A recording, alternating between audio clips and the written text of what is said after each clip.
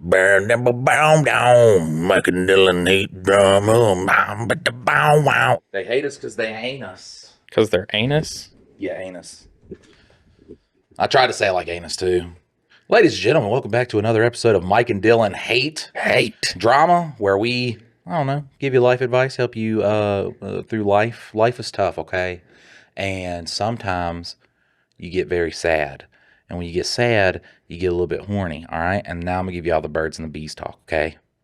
Sometimes a girl will have a fat donkey, boy. God damn, that thing be thick as fuck. This is exactly how I do it, with my son. And you're going to be like, God, boy, she got a gut from hell, boy. Let me tell you something right now. And then, you're going to want to mate with her. You're going to want to, how do I put it delicately?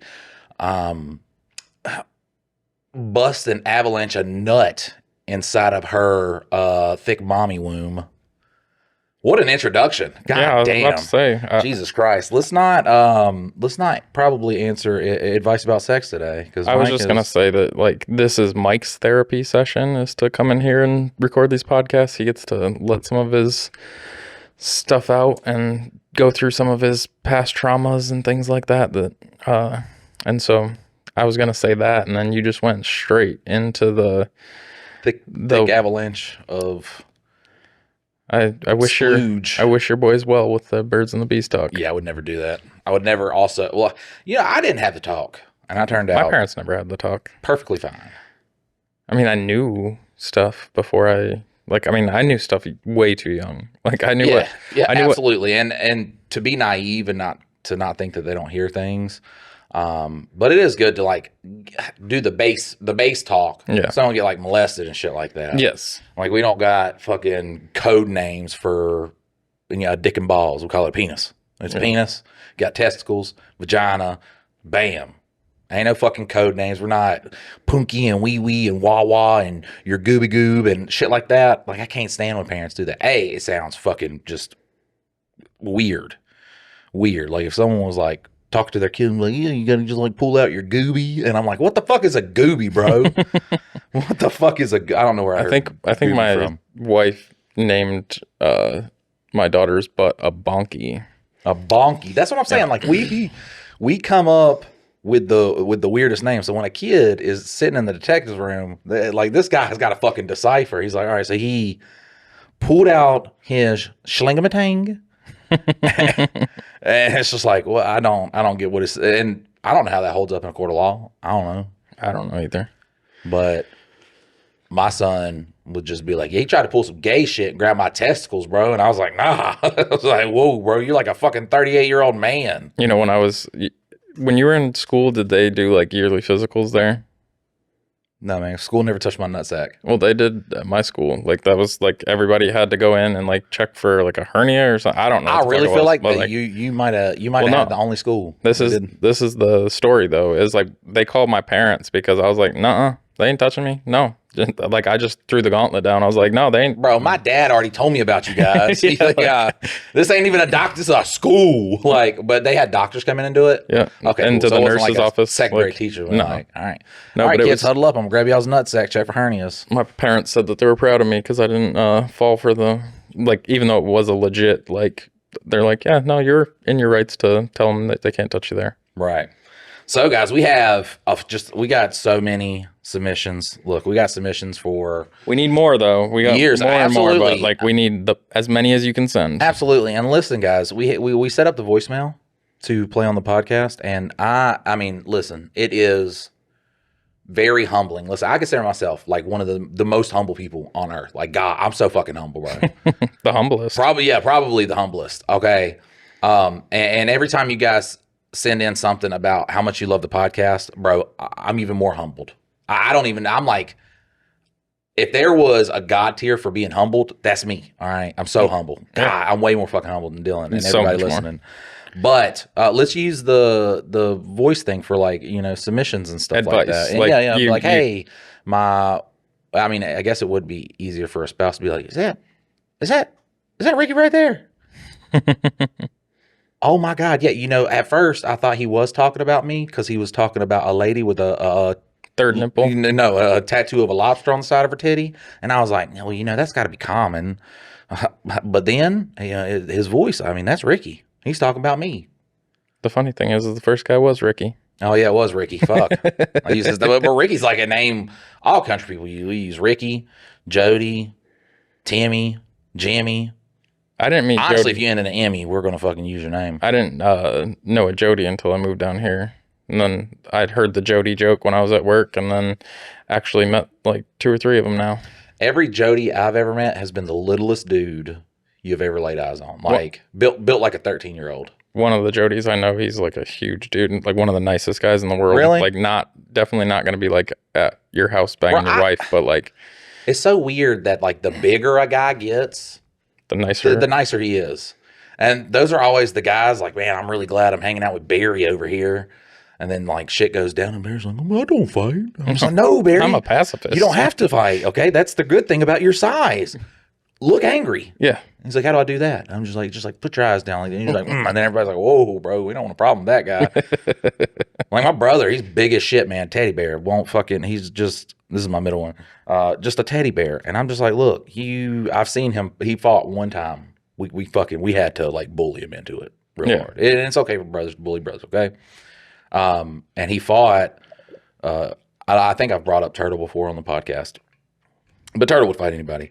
So Turtle was talking shit to him, and was like, "Man, you gotta defend yourself, man. Like people are gonna talk shit about you until you hit them in the mouth, and it don't matter if you win or lose, cause nobody likes to talk shit to the guy that's gonna hit him in the mouth, except Turtle. Like he was the one that he could be outnumbered 15-1. Yeah, he is literally Randy from South Park. I didn't hear no bell. Like he is that guy. So we convinced Robbie to go out there and fight him. And he immediately starts by taking his shirt off. And Robbie's a big fat guy. And I'm like, look, you just lost all aura right there. Like all the like mystique of you being big as shit. As soon as the titties come out, bro. And Turtle, he had gynecomastia. So he had women titties. So it's like big man titties versus actual like female breasts on a guy. So at first it was weird. And it was like, we got a couple of transgender people out here fighting. It looked very suspicious. All right. Turtle, like I said, he would fight anybody. No fighting ability whatsoever. Zero.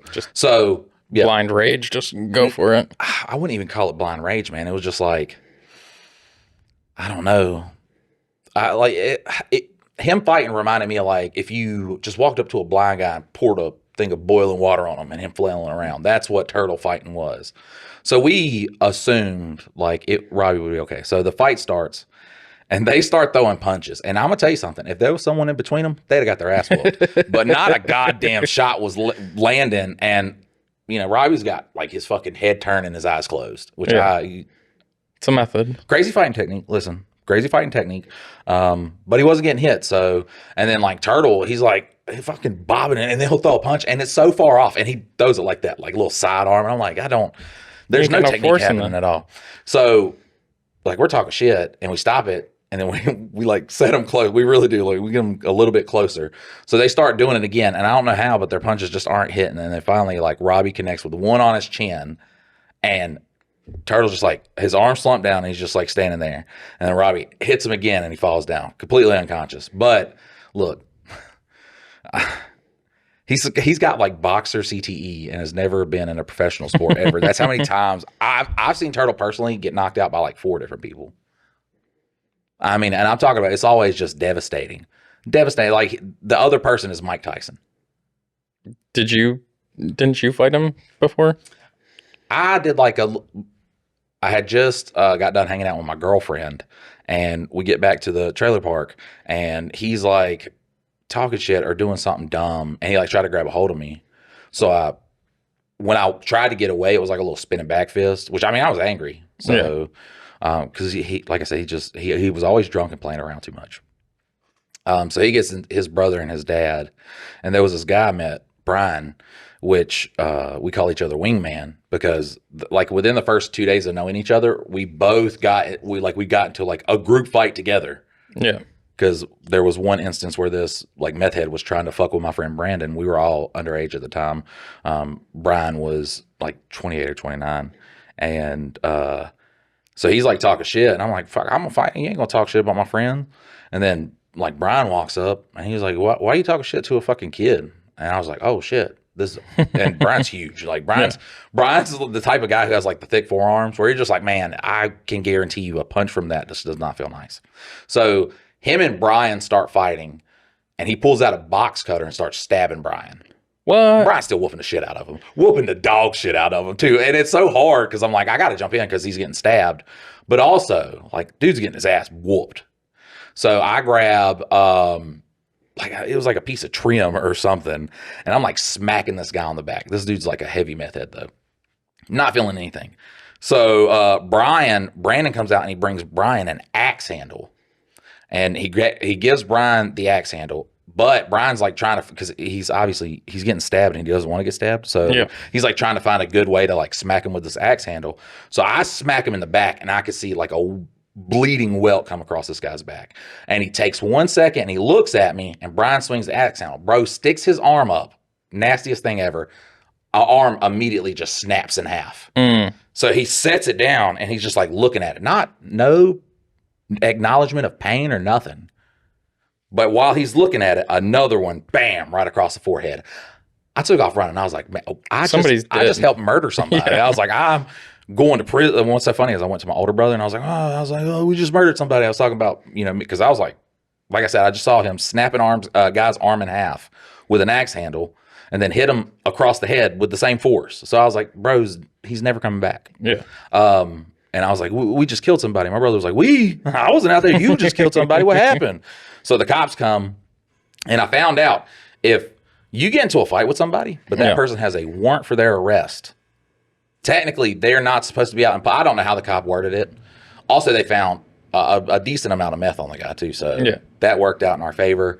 But we didn't get into any trouble. And then it was like a day or two later, outside of the trailer park, this car fucking wrecks and like rolls over, smacks to a telephone pole. Yeah. So Brian goes out there to help everybody out. They were drinking and driving. And Brian's like, I already called like the fire department and shit. Cause it was like the car was destroyed. How these guys walked out unscathed, I don't know. But it already called the fire department. So they just like started to try to fight him. We knew the people passingly.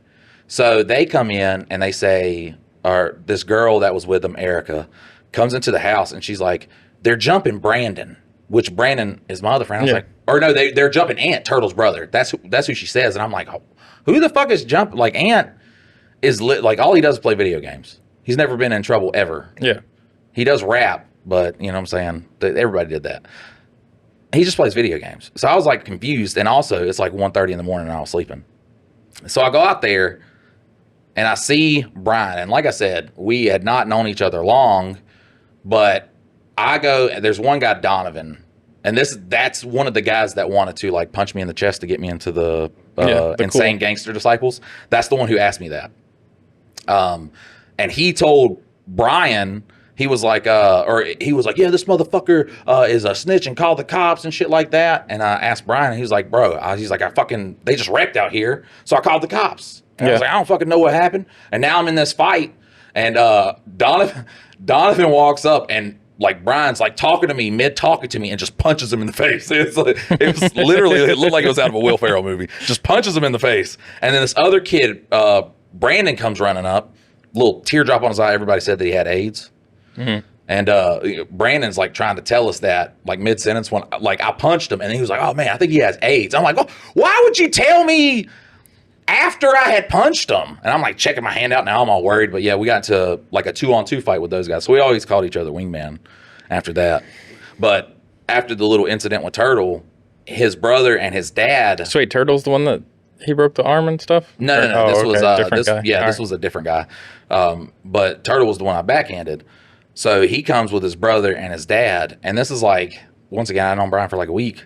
And they're all trying to like jump me out there. I'm not, Jean-Claude Van Damme 3 against 1. And his dad has like a little miniature, like baseball bat club thingy. He's a truck driver. And Brian sticks his head out the door. And I'm like, Brian, they're trying to jump me. And he immediately like closes the door. And I'm like, oh man. And Tony, their dad's like, haha, looks like ain't nobody coming to fucking save you. And the next thing I know, that fucking door busts open and Brian's coming out with a real baseball bat. And I'm just like, bro, It was dope though because I had never met somebody who just ride. That would just ride because that's what I would do. I never wanted to like fight anybody, but it's like my friends. You know what I'm saying? So I don't know why we got off on that tangent. Let's get into some advice and talk about life. I do like to state that wasn't a trailer park because then people are like, makes sense. Yeah, makes sense. Everything adds up. We called it the trailer hood, which I think everybody who like came from a trailer park called it that. My buddy called his trailer the Trouse because it was a trailer house, and so I'm gonna head to the Trouse. Trailer houses were rich people where I came from. I mean, what's the difference between a Trouse and a trailer? A Trouse looks like a house though, and it's like wider, like a modular or like a double wide. Well, I wouldn't even say a double wide. It just looks like a fucking. It kind of looks because it has the house little thingy on the front. So I just assumed if you lived in one of those, you were rich. Oh, yeah, we lived in besides the house that I grew up in. Like I said, for the longest, we were there for like 5 or 6 years. We primarily lived in trailers. I grew up in a trailer. Wood paneling is it's seared into my memory. We upgraded to a double wide. Ooh, yeah. Very nice. Very nice. We didn't have that. Richie. God. This title says, Dating with Autism. I feel you, bud. My nickname is G-Cut. I am a 34 male. I grew up very sheltered and didn't really start dating until I was 29. I struggled with reading social cues, and every relationship has ended in a breakup, and I'm looking for any advice or insight I have always struggled with. So, goddamn. All right, look. Number one thing is always be yourself. The next biggest thing is man, look, women, while they are a very hard species to read, the one thing we do know is they love to tell you about things.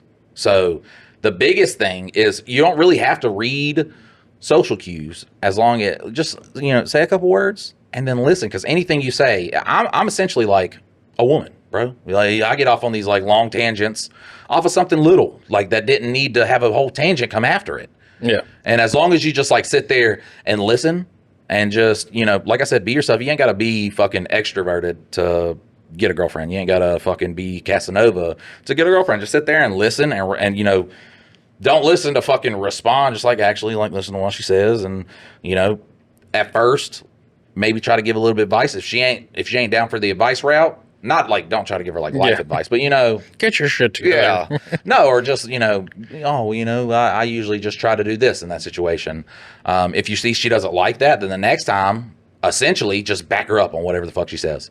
And bro, if you go that route right there, you ain't got to read social cues. You ain't got to do any of that shit. I think the biggest thing is to just, because a lot of guys who are antisocial, you guys know me, I like to play Magic the Gathering.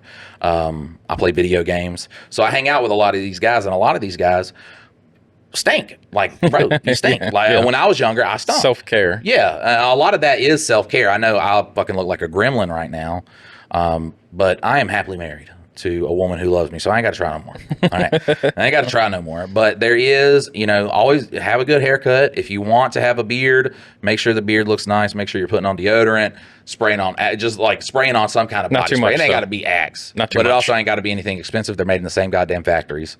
Not too much. Which nowadays, I don't think it matters because everybody's wearing too goddamn much, so nobody's going to smell you over anybody else.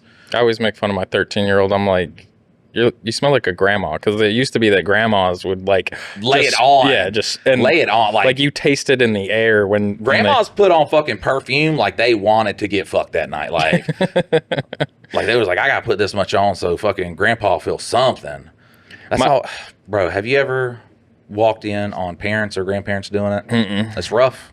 No, I found some toys one time, but that was as far as I think. I found like they used to put the lube in like little packets and stuff like that, and I found that one time. I was like, nope, never looking in that drawer again. I found one of my mom's, and it was so weird, and I've never looked it up because I don't really want to know, but now people are inevitably going to comment this.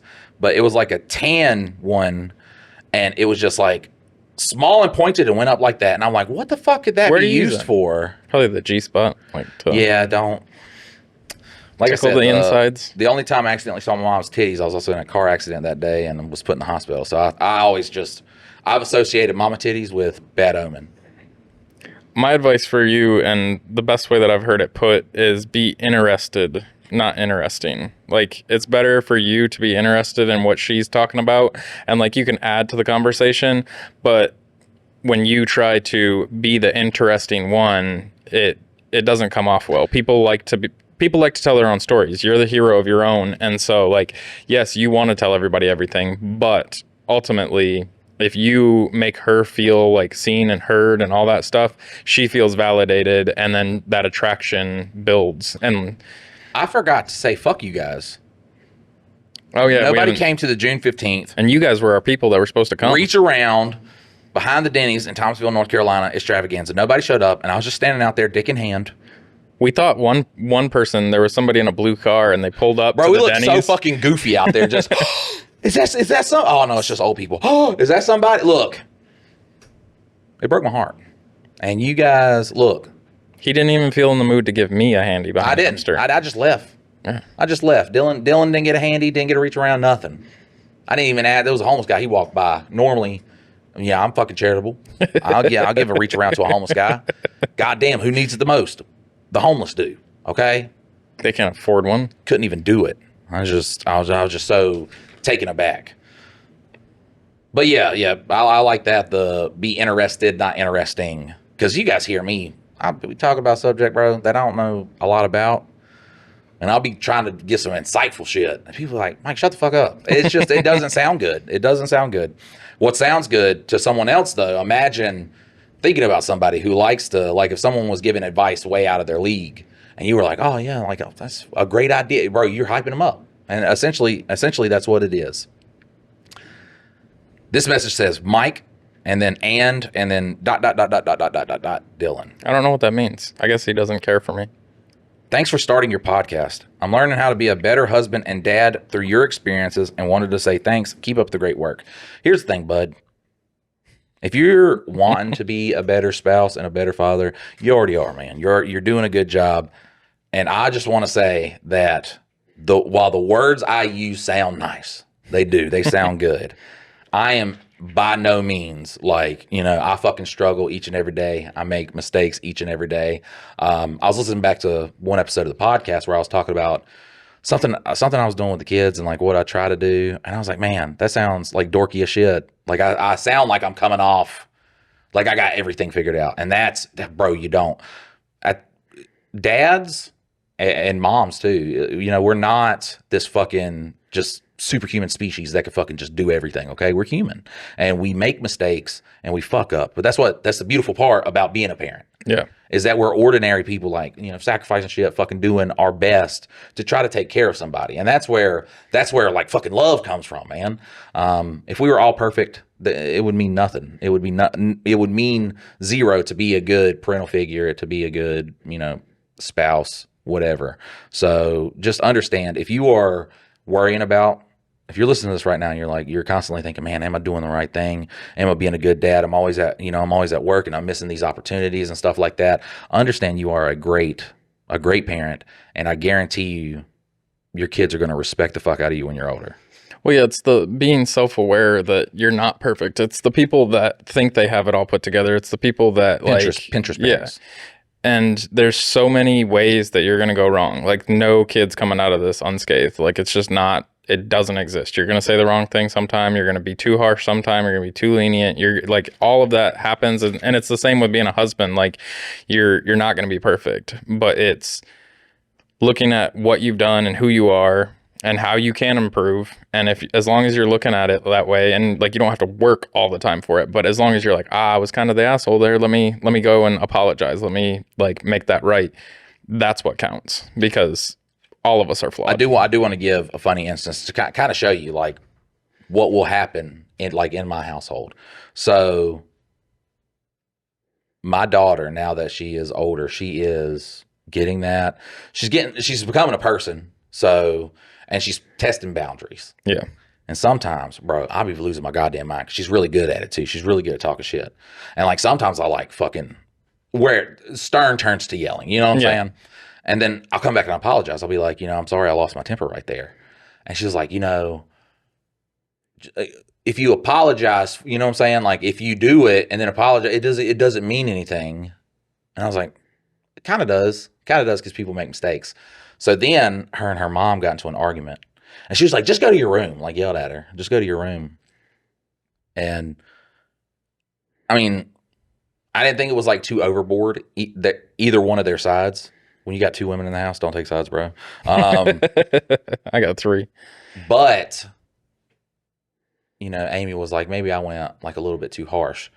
So me and my daughter go to the store later, and she was like, when stuff like that happens, it is good that you do apologize afterwards. Because then, that happened with her mom, and her mom didn't apologize. And I was like, are you trying to goad me into talking shit about your mom with you right now in the car because you're still angry? She's like, yeah, a little bit. But that's why she brought it up. But like kids,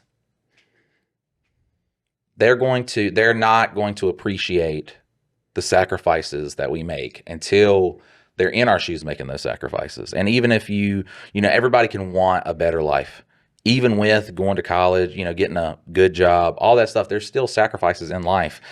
Things that we have to do, things that we have to go through. We're not going to be able to prevent, our children from, seeing anything bad in the world. It's just not going to happen. So just understand that one day they are going to be like, man, fucking dad had it rough. And he was going to work 12 hours a day, dealing with all this shit. Mom had it rough. She was, doing all this shit for us. Just understand that if you are, self-conscious about how you are talking to your children, if you get into an argument with them or you do something and you sit back and you're like, fuck, man, I was too much in that moment. And you're able to say that. And then you're able to talk to your kid about that. You're doing a good job. And it is literally social media. It's the Pinterest shit of people making their kids like this fucking, we got this fruit from tzatziki. It fucking takes like 3 weeks. And I chopped it up in fucking little squares and shit like that. Because every day you get a story about those parents just fucking abusing their kids and shit. The worst kind of shit. Fucking record it again. Don't be or don't eat some food because you look like a fat cow on camera. Shit like that. Like crazy shit no one would ever say to their kids. And that people try to portray something that they're not, even harder. You know what I'm saying? Like if they're not a good parent, they're going to really try to look like a good parent online. And you do have to get away from that shit and just honestly, and it kind of says, don't listen to what I say either. Don't fucking listen to anybody on the internet when it comes to parenting and shit. I mean, I guess it depends on who's saying it, but like one point that I wanted to raise though is, and I think that it's one of the reasons that like I feel like I'm doing a good job parenting is I look back on my childhood and like scenarios like where my dad was yelling at me and like this was the scenario and like back then like I'd apologize just to like be done with it. But like I think the one thing is to like look at it back through parent eyes now, because like a lot of those times when it was tough, your parents were just trying to protect you. Like they were trying to get you to not do well. Like I have a different upbringing.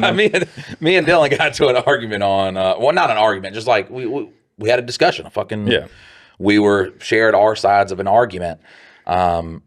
And then after the podcast, we're talking about we came from two different places because I can't look back on it because I'd just be beating my kids with a wooden paddle with holes drilled in it for everything. I'd be like, oh, yeah, you want to talk back to me? Yeah. Let me beat you with this fucking stick with holes in it. What am I saying, like what I'm trying to get at, though, is like it's really easy to like look at that as you were just getting beat with the paddle for whatever.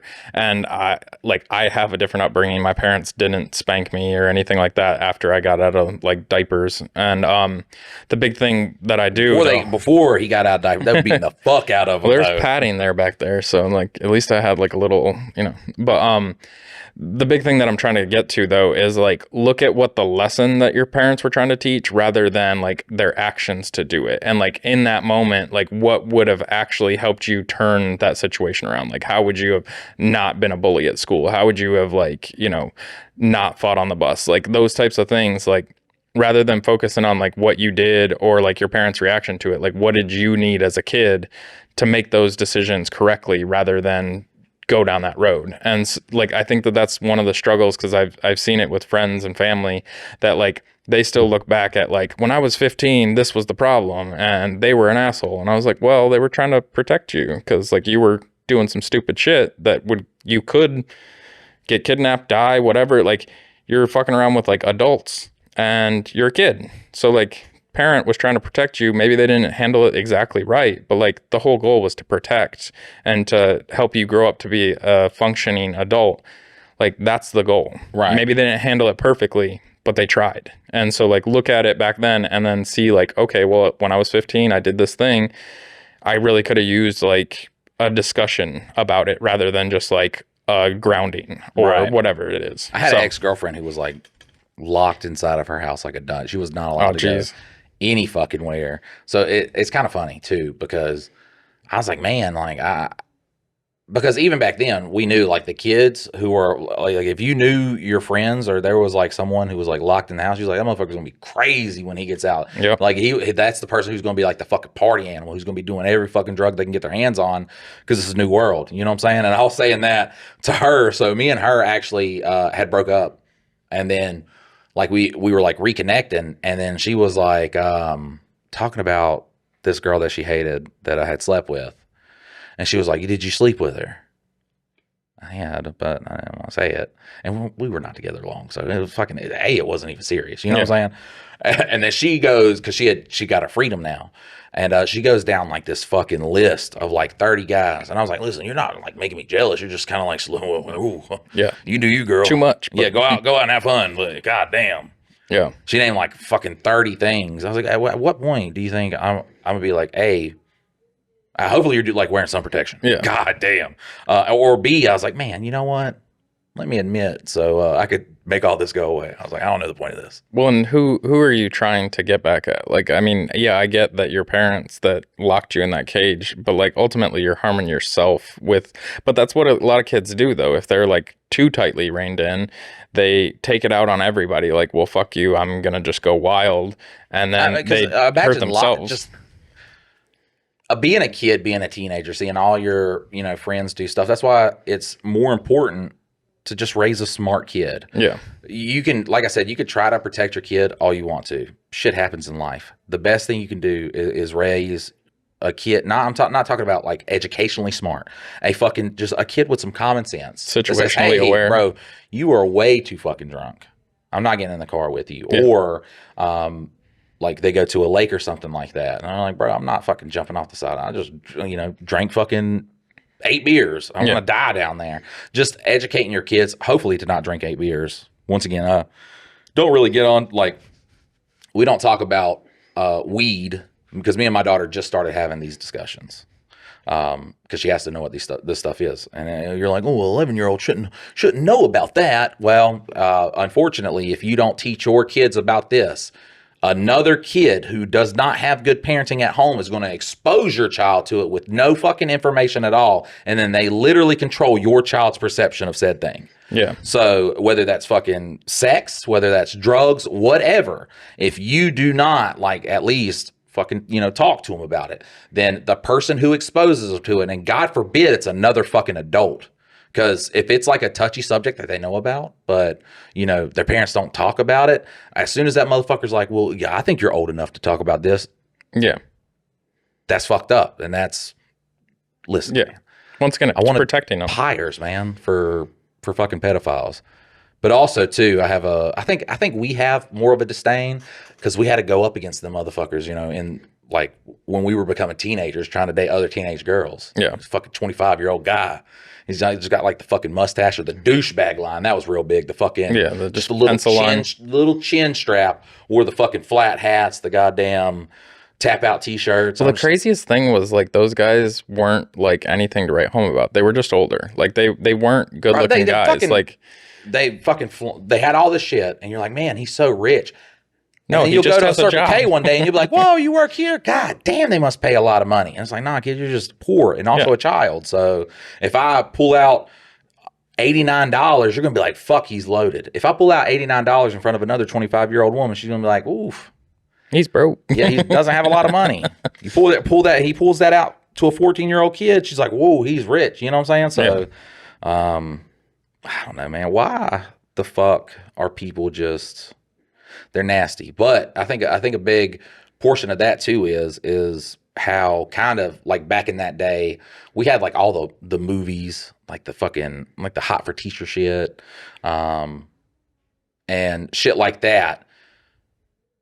where it was okay for like a boy, you know, if he's 15 years old and there's a fucking 30-year-old woman, be like, good job, champ. And that hurt the whole thing of, hey, an adult should never fucking talk to a child. Yeah. Like, if you're a 30-year-old woman and you're talking to my 14-year-old kid, I'm gonna fuck you up. Like, I'm gonna give you these goddamn hands. Yeah. All right. And look, just as equally as I would give it to a man. All right. Just as hard. I'm not gonna take any, saying I believe in equality. Yeah.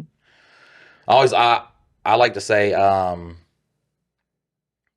fuck, I forgot what I like to say, but. Well, I think the hard part is like during like gender neutral. They're gender neutral hands. That's pretty good though, right? Yeah, that is. I think the thing is like at that age when kids are becoming their own, you know, coming into their own, like between 13 and 18, they think they're grown. Like, and I did, and you did, and everybody else does. Like, you think your parents are dumb. You think you know everything about the world. You're going to like show them. And so then when you see somebody, most of the time it's an immature dude that's like preying on young girls, but like. Not even immature, just a nasty fuck. Yeah. A nasty fucking dude. But like, I mean, they didn't get out of, like, they're still trying to be in high school. Yeah, they're still like prime. partying with the kids down there. Like the 16-year-olds like, go, bro, you know, come to my fucking trailer. That's where they can be cool because they weren't cool, you know, likely when they were going through high school, they weren't the cool kid. Those people have moved on and like actually grew the fuck up. They got whereas down, like the ones that weren't that popular or weren't that, now they can be the one because they can buy alcohol or cigarettes. Or they just felt like they didn't have an identity because like they were like smart kids who always kept their heads down and they're, you know, they're doing well in life. It's just the kid who who's like, well, you know, I can't be, you know, this group, I can't be this group, I can't be this group, you know what I'm saying? So then they try to go for instead of just fucking with people, man. That's the best part too, is people like, especially from Trinity, they'll be like, you know, Michael's really popular. And I would fight people, and that did have a lot to do with like the popularity. But I also, like, I'm fucking stupid poor. I am living with my brothers now, so I have more like freedom to do shit, and that in essence does like create like a cooler person. But like the fucking kid in class who I know comes to the card shop and plays Yu-Gi-Oh, I fuck with that kid. Like I fuck with the skateboarder people. I fuck with, and it was just like I didn't identify, and I didn't try to. I wasn't, just because I'm sitting out there hanging out with skateboarders, like. To like the people I was talking about that got into the argument about the PlayStation. About the PlayStation. All those, they're all skateboarders. And that's who I would mainly hang out with. At not a singular point was I like, I want to get on a skateboard or I want to wear Vans. No point. I was like, no, that's not, I don't do that stuff. And guess what? They were like, okay, Mike's cool. Mike doesn't skateboard, but Mike's cool. Well, that's how my school was, is there was like, also it was tiny. So like there was literally from preps to like goth kids, and then like I don't know, in like movies they call them like the undesirables. Like everybody just like, if there was a party going on, everybody came and everybody was cool. Were the best though. That's what I'm saying. That's essentially kind of like what I was. And honestly, we were, because we just partied. Also, we just didn't give a fuck. Yeah, like we weren't coming somewhere to like create drama or anything like that. Did not give a fuck about drama. And now you have a whole. We weren't coming to a party to steal your fucking girl and shit like that. Like we were just fucking existing. Yeah. And that was the best thing too, man. Because when you got somebody who like doesn't fit in and they're okay with it, then bro, just fucking existing and hanging out is you learn to love yourself. Like you ever see a fat guy that's just like, bro, he's cool with it. He doesn't even give a fuck. Honestly. If you were like, bro, I think you're unhealthily fat, he'd be like, what? Nah, man, I'm okay. Like that guy's just, he's fucking, he loves himself. And that's a good thing to, you know, that's a good thing to have. God damn, we went off on a long one. Oh yeah. Off Jesus of just Christ. A sentence. Off a sentence. Just I'm learning how to be a better husband and dad. You're already good enough, brother. You're already good enough. As long as you're trying. That's right. As long as you're trying. I just can't stop killing them. There's like, oh, fuck, I didn't read that. Whoa. Wait a minute. Whoa. We got to readjust this. All right, title, I'm a motorcycle rider. Mm-hmm. They're coming for you. Dear Mike and Dylan, I am a motorcycle rider, and I'm offended about what you said about us. We are good people who just want to go out and have fun. Let us go out and die happy and in peace as we are flying through the air at 100 miles an hour. Because of your comments, I will no longer be listening to your podcast. You guys are a couple of assholes. I'm just kidding. I already knew it was coming like that. Let us go out and fly. I was like, I'm just kidding. I love the podcast, and I agree with everything you said about the majority of riders. And I don't think it's the majority. No, it's a couple assholes in every group. But also, once again, I said, we don't notice the guys who are just, we notice the guys who are fucking zigzagging in traffic because we're just like, God damn, idiot. Most people look at me like a heathen, even though I obey traffic laws and do everything I can to stay safe. It is my responsibility to make sure I don't get hurt. I do feel people should be on the lookout for motorcycles and help out where possible. But the fact is, motorcyclists are morons, me included. Why would we get on the two-wheel death machine? I'm a moron, and I'm like, that's why I would never get on a two-wheel death machine. I do have a funny story. They're so much fun. Yeah, motorcycles. I do have a story about that, though. Anyways, I love the rambles and both podcasts. Keep them coming.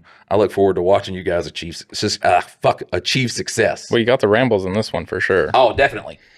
So, once again, when I tell these stories, I talk about, blackface and Civil War reenactments and shit like that. It sounds so funny, man, but just where I came from and where I wanted to be created this, it's just such a duality. I was always like, I want to be better than this. I don't know how, I don't want to be, where I came from. I want to be better. I don't know how. And it's gotten me into all of these fucking just goofy situations. But also, I'm surrounded by just the fucking, I can't really get a grasp on reality because of how crazy shit is.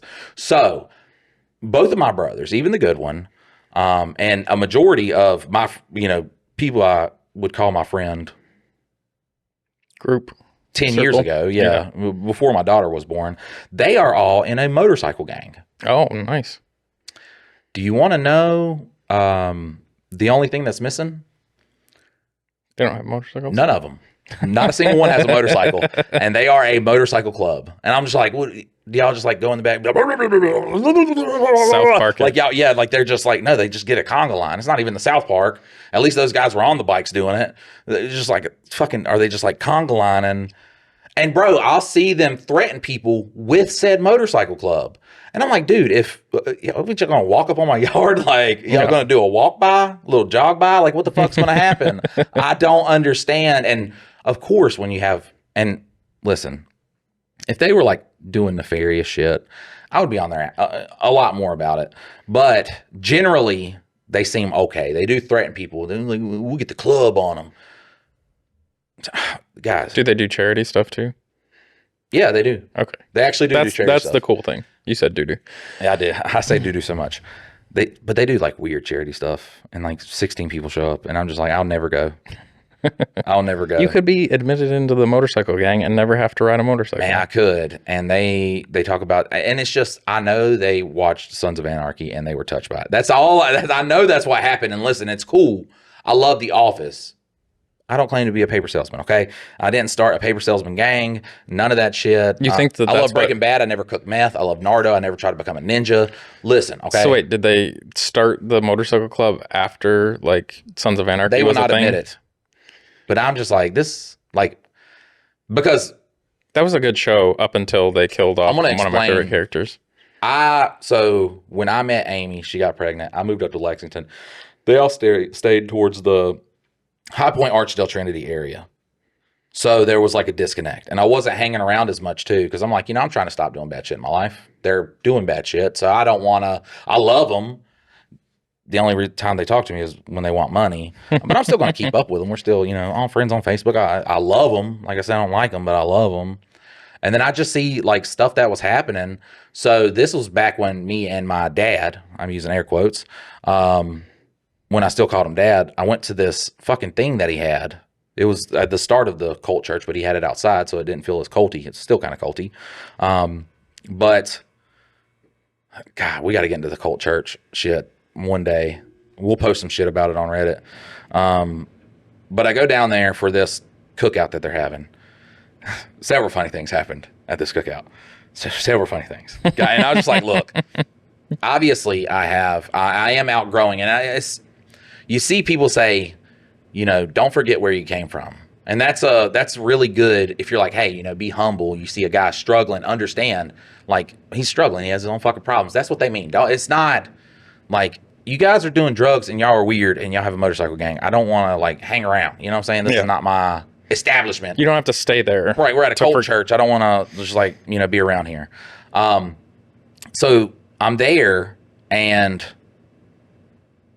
I get there. My dad has on a motorcycle jacket. My brother has on a motorcycle jacket. And there's other guys there with motorcycle jackets. So I was just like, fuck, were we dressing up for this? Because nobody told me. Because I would have fucking...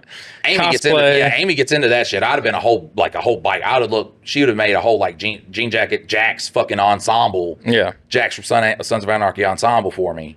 And I would have fucking shined on you bitches. And nobody told me. And then they start explaining it. And I'm just like... But none of y'all own motorcycles. Like, aren't you scared that these guys are going to be like, well, these guys don't own a motorcycle? And they was like, well, yeah, none of those guys do either. One guy does. I think he's the president. So I guess if shit goes down, they just all hop on his motorcycle. That's what I assume happens. Like a clown car? Yeah. So I'm just like sitting there, and I'm not going to, I don't know these guys that I'm hanging around. I don't want to insult them, so I was just like, man, you know what show I just started watching that I fucking love? Sons of Anarchy. And boy, God. Just lit up? The whole place lit up. It was just, imagine just, I don't know, imagine the guy who made penicillin and then walked into the fucking hospital where all those kids are dying and all those parents are watching their kids die, and he just fucking starts ejecting one by one. In an hour, the kids come back, and how happy those parents must have been. That's those guys. They were just, honestly, it was beautiful to see the passion. Brought a little tear to my eye. But it confirmed what I had suspected, is that, they watched Sons of Anarchy and they were like, wow. Yellowstone came out, and they started growing beards and shit, and the long hair, and like, bro, I swear to God, they match whatever's really cool on. They're like, fuck, man, I want to be a cowboy rancher, even though it's like, I watched Yellowstone and I was like, man, this really feels like rich people saying like, fuck you to poor, which is a fucking stupid concept, because anybody who watches that show is like, fuck, I love those guys. No, it's like, the poor people are shit, and us trying to do this family business, we're cutthroat dogs, and you're like, man, that's so cool, which is what fucking big companies do to motherfuckers now. You don't say that shit's cool, man. If there was somebody with a farm and they were like, we're cutthroat, we're going to fucking take this guy's farm away, I'm like, y'all are the villain. Y'all need to die. It's like Breaking Bad, where Walter's the bad guy. And then also another little thing that happened was this there was one black guy there, but another black guy showed up. And I don't know if I want to say this on the podcast right now. I don't know what could legally happen. But he walks up, and some words were exchanged where I was just like he's talking to my dad and his wife. And I was just, I was confused. I was like, what y'all got going on? That's, I was just like, man, I couldn't wait to get home. I could not wait to get home. I had my daughter with me too. Oh, geez. Yeah. I was just, you got to teach them. You got to be like, look, everything is not chicken nuggets and macaroni and cheese. This is why you need to eat all of your food, because some people, they don't get to eat all of their food. Okay. And listen, like I said, I tried to be superhero for them a lot. Dylan knows I was hanging around a lot of not good people recently too. Not like, terrible people that were fucking doing gang violence. Just weren't doing much. They didn't have jobs, weren't doing anything, and I was like becoming lazy and shit like that too. And that's something you don't want to do. Like you don't want to associate yourself with that. Like I said, it's okay to see somebody struggling and be like, I understand your struggle. But when my brother posts every day about his struggles, and he lives in a house where he doesn't have rent, does drugs, and doesn't want to fucking work, like you can't feel bad. And I'm just now learning that you can't be someone's superhero. If you fucking repeatedly show up to save someone, they're never going to learn how to save themselves. So yeah, and in all actuality, they can save themselves, but it's just they haven't had to yet, and so they continue to live off somebody. This one says, I shit my pants on a perfect first date. Mm-hmm. Man, I shit my pants on a perfect first date. I, 33 male, got out of a 13-year relationship last year. It's been so long since I was last single, and the dating game has changed so much that it's been quite an adjustment. Honestly, everybody's freaks now, like super freaks. freaky freaks. Well, and it's all on an app, and you don't even date. Like, she might have liked it. She was like, ooh, scat stuff? I mean, I haven't tried it, but I mean, we could do it. I recently met a 30-year-old woman by chance, and we hit it off. We've been texting constantly, and there's been a great connection. I asked her if she wanted to go to dinner and then to a concert afterwards, and she agreed. She mentioned how much she likes seafood, so I took her to a really nice restaurant near us. We both got crab legs, and I got extra butter. Look, fuck Mr. Beast. Okay? I want to say fuck Mr. Beast because my kids think that I have money. And it's terrible when you have no money. And I'm like, listen, look, you do content creation, so you should be rich. I'm like, no. I do content creation. That's why I'm poor. Like, it's the opposite. It's like the opposite. Yeah. Those guys got in when the money was good. I'm in when the money's not good. There's no money here. No money to be found. Where's the money? I don't know. It's not here. Still looking for it. But we'll go to, like, Ocean View. We went there, like, last month. Yeah. And she was like, oh, can we get some crab legs? I was like, oh, let me look. $45? No. I was like, no, $45. Do you know what your mom would do to me? Girl, we got to stick to like $27 maximum. Because I got like $6 in my pocket to tip a waitress. Like, bro, come on. Because you do 27, you do the little 3, and then I hate tipping culture, man. I hate it. But, and then big companies will be like, well, we'll only pay them $3 an hour if you don't do it. And I'm just like, what the fuck, man? Yeah, no, there's no win on that. No win. I started to tip people that were like when I'd pick up orders during COVID, because like they weren't getting people coming in, and then like I almost feel like it's obligated still, and I'm just like, this isn't right. Like during COVID, it made sense. You get that look, and then you get that like, look, I'm just picking it up. Yeah. The guys who are cooking the food, they did the work. Yeah. Literally did all the work. They do not get tips. No. So I am sorry that you had to stand up here and say, hey, and then do this to an iPad. I'm sorry. I'm sorry. Look, if I go sit down somewhere and dine, yes. Like, but even still, like, it shouldn't have to be that way. Like, they should pay them a living wage so that if you tip, it's a literal tip, not that's their fucking money to live. A lot of them should be sucking ass, bro. Yes. Like, and I don't know when we were young, man, it felt like if you wanted to be a waiter somewhere, you had to be good. Like, you had to be smart. You had to have a fucking memory and, like, be fucking a put-together person. I remember me trying to get fucking waiter at East Coast Wings, and I was a good-looking guy when I was younger. Fuck, go look on the Reddit. I was a good-looking guy. And then they heard me talk and shit, and they were like, you will be crazy. You ain't in the Army right now, bro, but we're going to have you in the back. Yeah. You know, busting shit. But now they just let anybody do it, okay? Back in the day, you couldn't sit down at a restaurant without just a baddie. Even guys, man, I'll be like, God damn, where'd you find this guy? I am ugly, but I am not as beautiful because he got all the fucking beauty. Like, that's what it felt like. Now they just send anybody up, and this person will be like, so what do you want? And I'm like, what's the specials? He's like, oh no, you got a menu right there. I'm like, and then if I don't tip, people are like, oh, fucking this guy, cheapskate. Wow, God, we off. That's Mike and Dylan hate drama, or yeah, Mike and Dylan hate drama. Have we fucked that up yet on any of the podcasts? Well, you did say start two baddies judging daddies, though. Oh, I've said that 100 times. It's so hard. We picked the hardest names that don't flow. MADHD does. Dinner went great. We were laughing our asses off, and the conversation was so easy. It was then time to go to the concert. We ended up seeing a well-known band, so the crowd was huge. We were right smack dab in the middle of the crowd during the show when the butter came back with full force. My stomach was in knots, and I knew I was in the fight for my life. I excused myself, and I told her I would be back and started making my long and arduous journey through the crowd. As I feel it coming, my politeness wore off, and I was practically shoving people out of the way. By the time I got through the crowd, I was covered in sweat and hurriedly walking like I had cactuses up my ass.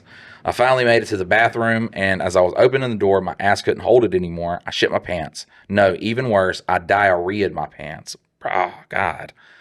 I got into a stall and cleaned myself off in the inside of my jeans the best I could, but there was no playing this off. To be blunt, it looked like a war crime had taken place. I threw my underwear away and walked out of the bathroom and texted my date I was sick and needed to leave. We drove separately since she was on call that night for work, so I figured it would be fine. She replied to my text with the dreaded K.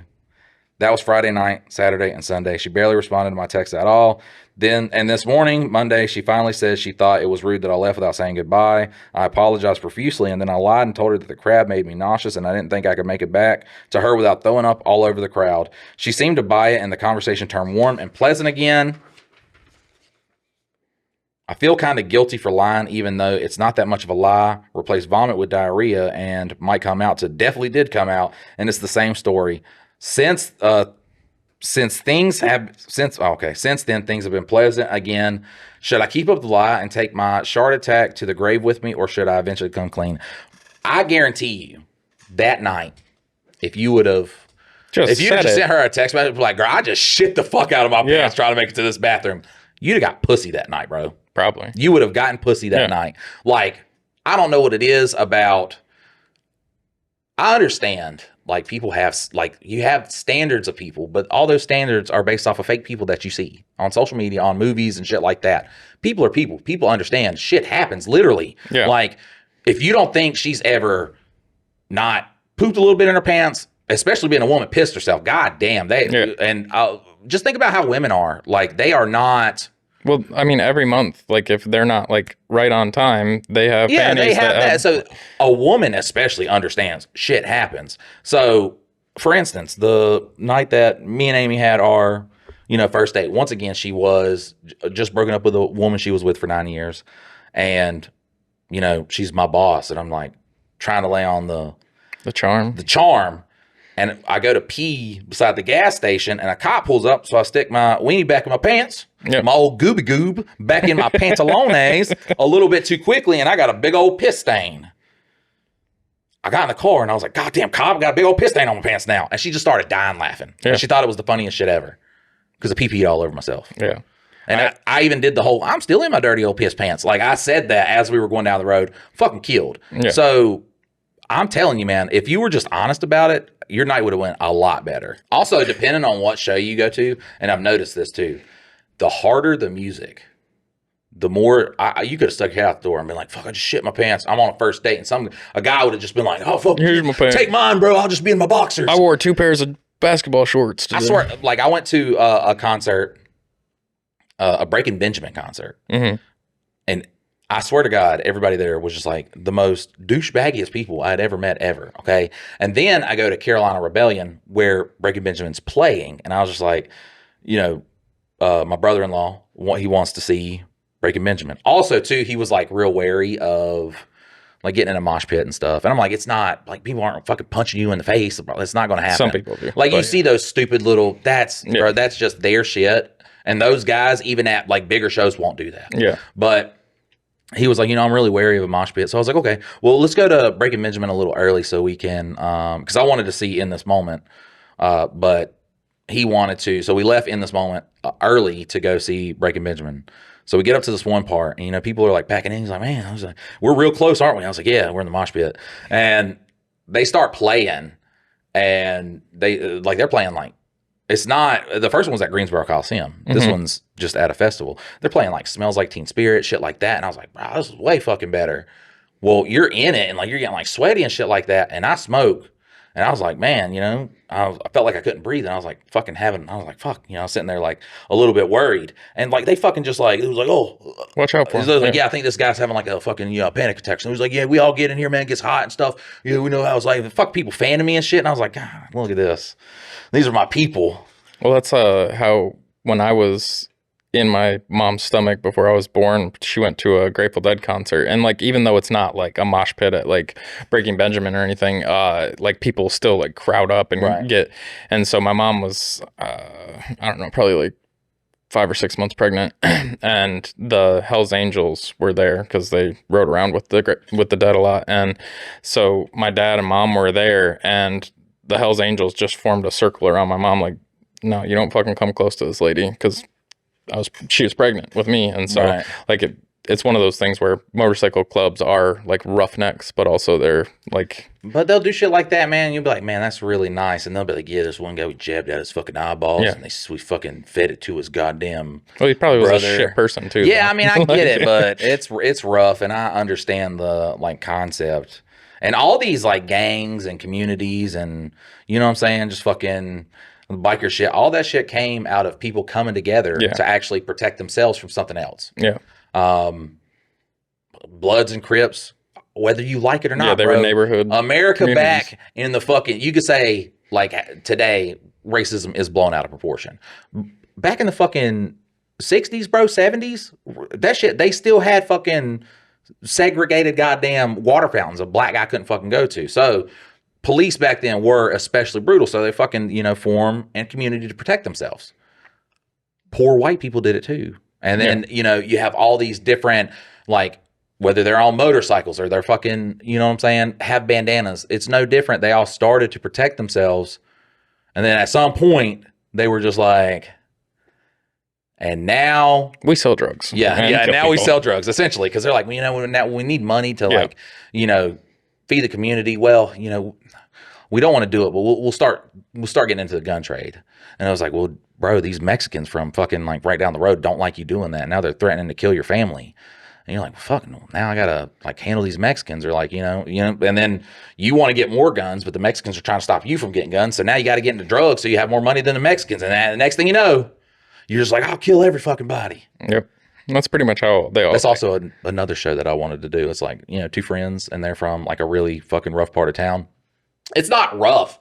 So essentially they have like where they're at, it's a bunch of like Ukrainian businesses, but it's not really Ukrainian. They're like fucking like just shell companies. No, they're Russians, and they're real fucking like they're the bad type of Russian mafia type people. So the guys there that work at the it's like a what is it called? Not a fabric mill. What the fuck is it called? Textile mill. Factory. Yeah. So they work at a textile mill, and they form that like a little posse to kind of protect themselves from these like Russian guys, because they actually like kill people in the community. Obviously, cops do it because they have all the money too. And it's actually based in West Virginia. That's where I was like, oh, the show could be from here. I always come up with stupid shows that'll never see the light of day because fuck. But they will eventually. One day. But yeah, essentially that's like their little thing too, is that they're starting it, and at first it's like it's like a really, I'm not gonna say lighthearted. They have to do some like crazy things in the beginning, but as like the show progresses, it gets like more and more dreary. And where it was like two best friends that started it, one of them has a fucking problem. Like he's like, now that it's kind of coming to be the shit that he's doing, it's a lot easier for him than it is the other friend. And the other friend's kind of like recognizing that we're doing the same thing that they were turning into the same we were monster. doing the same thing that they were doing to us. So that's a really cool just dynamic of how people handle shit like that too. So. Yeah. But when I think about these things, I do like to like at least try to get, if not the plot down, something down to remember it by. But I was like, man, I feel like it's too close to Breaking Bad. I mean, they don't get like cancer. They're like trying to protect themselves from a gang. Yeah. But I mean, story structures, that's one of the hardest parts is like, I mean, most stories have been done and you can change the characters and the reason, like the call to action that gets them started down that line. But like, they're like, we're predisposed to like a story in a certain structure. So it doesn't matter. Like, yes, it is very similar to Breaking Bad, but it's the dynamics between the characters and all that. So the thing with Walter is that he was always like that. He just he was never in that opportunity to kind of show his true colors, which is essentially like the bad character, but he is like the bad character. Ideally, what I would look for in that is to have like a Shane and Rick from The Walking Dead kind of dynamic, not where he like fucked his wife or anything like that, but where it's like, he's towing the line between, that's his best friend. He kind of got him in there. He's like trying to correct the ship. And as he's like trying to correct everything, it's exponentially getting worse to where, towards the series finale, it does come to a head. You always have to have like multiple dynamics in a show. People hate Skylar. Skylar is there to create almost like a little pseudo boss for Walter. Like, how he has like, fucking, yeah, just drawing a blank. Fucking the guy from the chicken store, all right, or any of the Salamancas. Says it starts with a G, doesn't it? Gus Fring. Yeah, I don't know. I just drew a fucking blank on there, and I've watched the show like 3 times. But Skylar's there because if Walter was Walter 100%, like if he was just out to go sell drugs and then he got back and Skylar was cool with it, there's nothing in the show that gives you that she's going to catch him, or like it creates another dynamic outside of the just obviously selling drugs, you can get in trouble with the law dynamic where everything's not fun, because then a show's not fun anymore. So you do have to have like the multiple dynamics and shit like that to keep something interesting, especially in a TV show, which is why I wouldn't want to do a TV show. Just a movie's a lot. I always wonder how they write the TV shows like that are out, just because like each year you're up for renewal. Like each year you don't know whether you're going to continue this or not. And so like every single series always ends with a cliffhanger, but like when they started season 1, did they expect to go to season 5? Like did they plan out the story? A lot of shows they do, the pilot, and then back in the day, I don't know how it is now, they would pick up the pilot, and then they would be like, okay, you have this amount of whatever, and it would normally be like 8 to blank episodes. Now season could be like 30 episodes, and what they would do is like film 10 because what you would do is now if you like do like a weekly thing, and these are like more of the like in studio sitcoms that you can fucking bust out. Yeah, you can crank out. So when you're releasing it every week, now you got, a 10-week period, an 8-week period, however you did the first allotment for, and by the other, like what other shows are getting. Because what you're always going to do is you're always going to put that show on right at anytime you debut a new show. It doesn't matter what day it's going to actually air on. You always debut it after the best show that you have, which is a thing that the streaming services don't have right now. If a show is shit and nobody fucks with that show, they don't know. They're going to send it out and be like, do you like it? Nope. All right. So they don't know. Other fucking networks, they could be like, okay, like Netflix would have to be like, we need the full thing because it just goes on there at once. Well, yeah. No, so they usually just have like a smaller production for I'm not talking about per season. I'm talking about like, how they wrote the show. Yeah. Well, you always write the show to where you want the show to be. It's like My Name is Earl. It goes good until it doesn't. And normally it goes good until a conclusion because there's a lot more swing and misses than there are good shows. So you typically know if you have a good show. The thing, like where you get into those rare instances of My Name is Earl, is another executive had started at NBC or wherever it was. And then the guy who created it, because he wasn't the one that's also created 2.5 Men, but he might have been, I don't fucking know. But the show was up for renewal. It was either they wanted more money or something. I forgot what it was. It was the most watched show on their channel at that time. My Name is Earl. It didn't fucking get canceled because nobody watched it. It just stopped. It just died. Well, they just didn't make a new deal for it. So something had happened, and then he had finally came back and was like, okay, we're good with that. And they were like, oh, well, the deal's off the table. We have another show filling the slot. And then they essentially back then they had so much money, they didn't care. Yeah. Because they owned the distribution. Like they were the only place that you could go to get that show, and then it'd come out on DVDs or whatever. But like it wasn't like now where you've got 42 different streaming services and each of them have their own originals and all this other craziness that's right. going And you got to think that gets split between allotted. Their money gets allotted through fucking every single movie that they have, TV show that they have. So it's just a lot. Like when Squid Games came out and they're like, this Netflix made $300 million off it. I was like, how? Like, I get that many people signed up, but think about all the other shit that's on Netflix too. I was just like, I don't understand it. It might be where all this shit is set up like Uber, where it doesn't have to be financially viable now until you run all the taxis out of town. And then you charge what the fuck ever you want. And you're kind of seeing that now with the streaming services, because each streaming service is kind of like its own little pseudo monopoly, because we have this. We know a lot of people like this. So we have all these different things. It's not like cable where, hey, you got a package that has the fucking channels on it. You're going to be able to watch your show, what you want. It might not be, HBO might be in a slightly premium higher tier. Yeah, but it's not like you can't get this shit.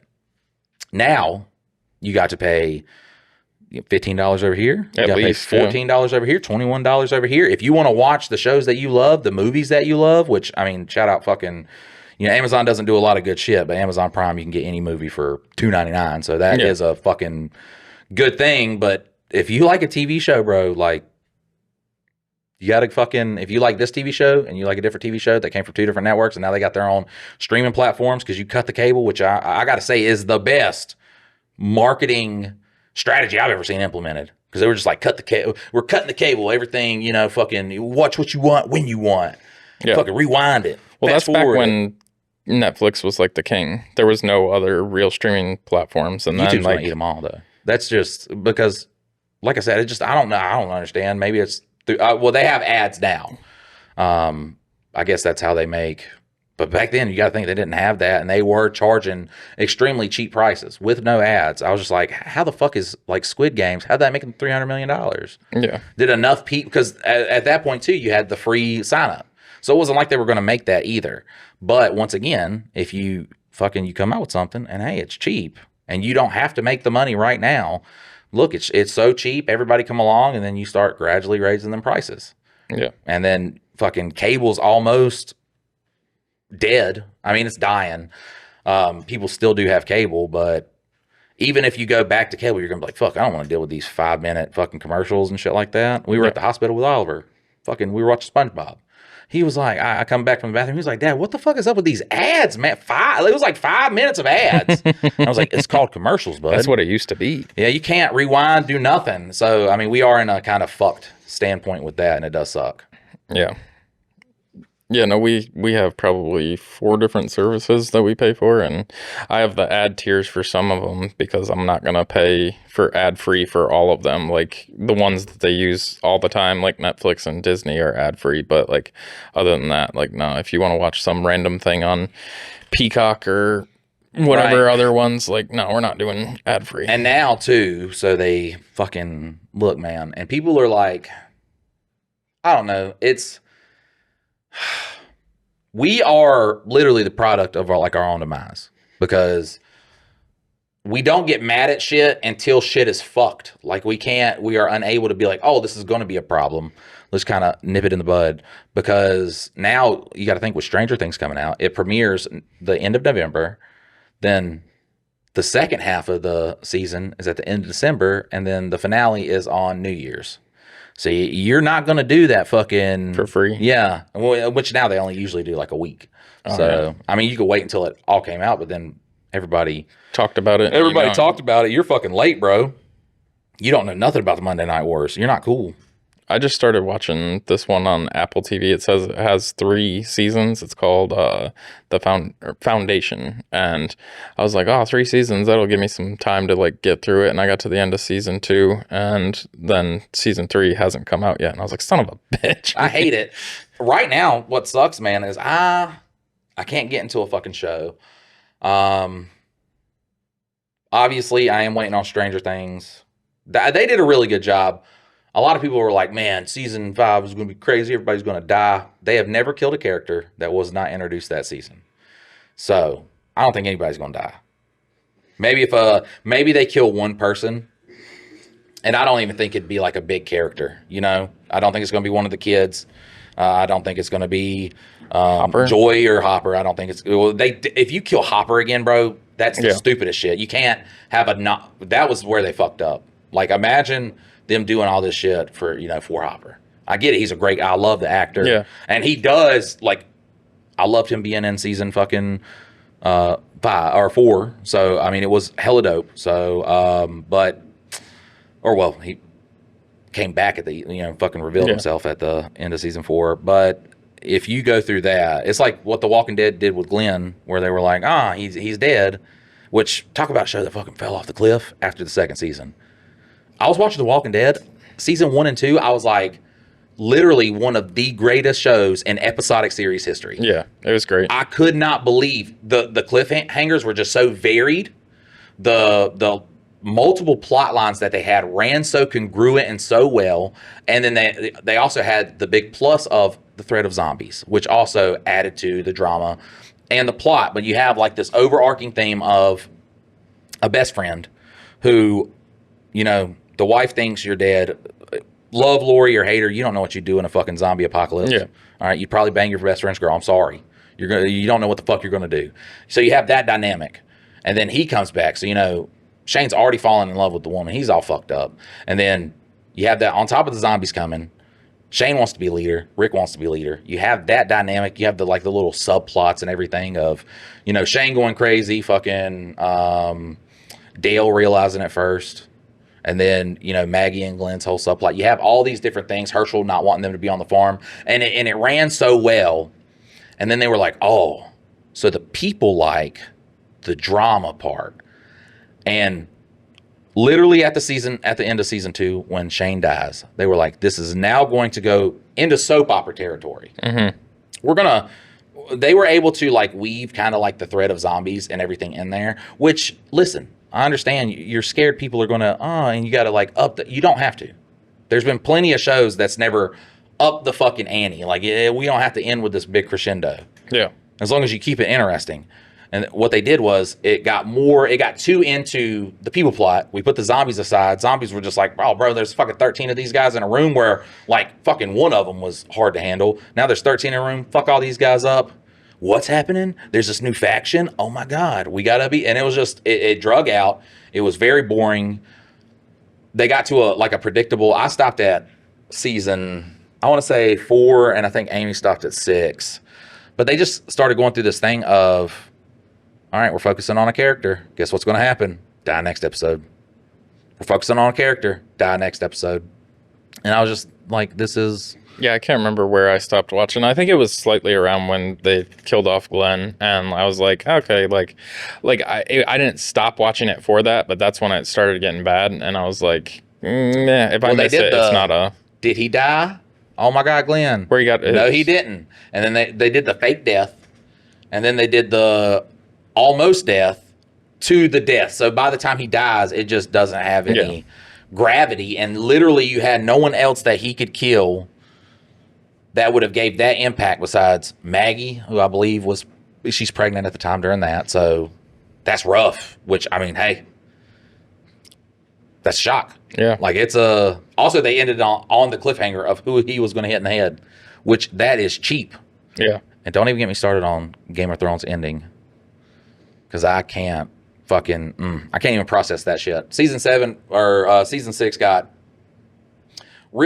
season 7 got really rough. They started fast traveling places and shit where when they were going somewhere, it took a while. There was multiple episodes of just traveling. And then, bro, if I wanted to be somewhere, blink of an eye. They did have dragons though. So I try to reconcile that. Pretty fast ships, all right. Greyjoys were getting on their shit. Uncle's running a tight ship. Maybe them bitches got faster. I was trying to keep along with it, and then season 8, imagine you go through a big character arc of a villain. You didn't watch it, right? No. I'm going to give you an example. Imagine just a terribly hated character, and slowly over time they give you bit by bit of this guy doing things for others, for people, thinking outside of, obviously he's a product of his father, besides him fucking his sister all the time. He's a product of his father, and his father wants to be essentially king with no right to it, but he's a rich man. He's a great war tactician, okay? Mm-hmm. And then he breaks away from that to help out people and be fight for a bigger cause. And then in 2 episodes, he's like, fuck all that. I'm going back to my sister who I was banging in as a bad person and fucking reverting on everything.